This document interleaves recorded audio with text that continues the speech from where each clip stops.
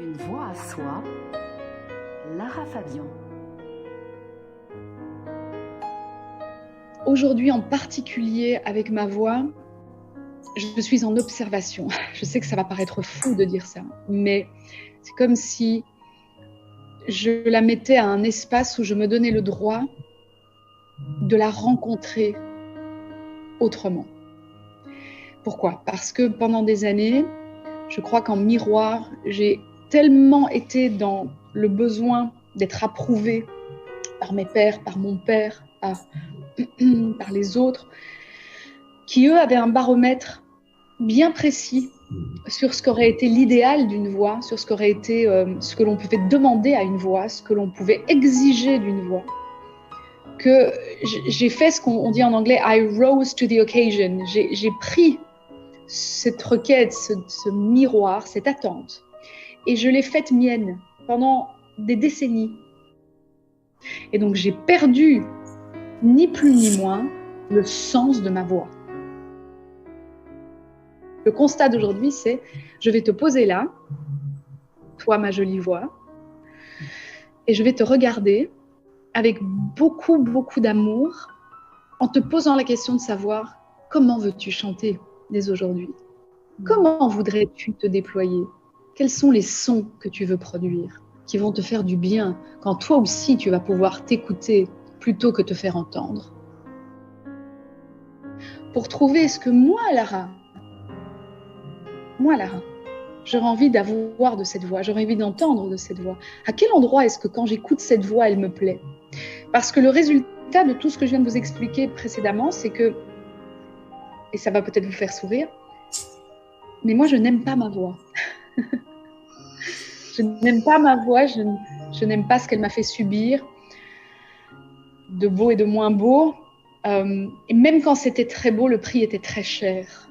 Et je ne crois pas que l'on soit obligé, pour exister par notre voix, je ne crois pas que la voix VOIE soit obligatoirement, il y ait besoin que ce soit obligatoirement si douloureux.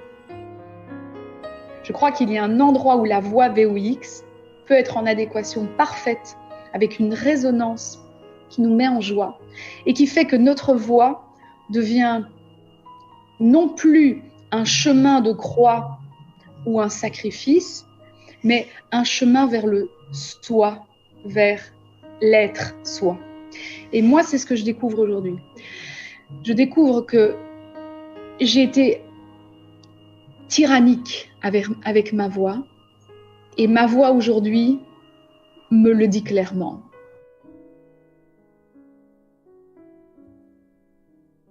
La zone de ma voix qui est la plus belle et dans laquelle moi, quand je l'écoute, j'ai le sentiment de redécouvrir quelqu'un, c'est pas celle avec laquelle j'ai été à la fois portée au nu et sacrifiée.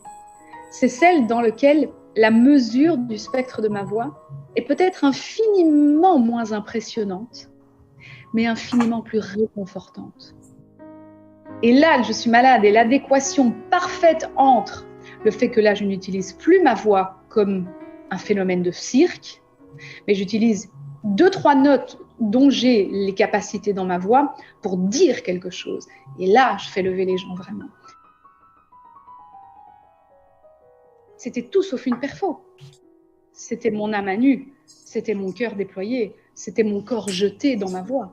Ma voix jetée dans mon corps, c'était une adéquation parfaite entre mon sentiment, mon besoin d'intégrité et ma faculté de le dire avec absolue authenticité. En mettant cet instrument qui m'a été donné par plus grand que moi au service de ça.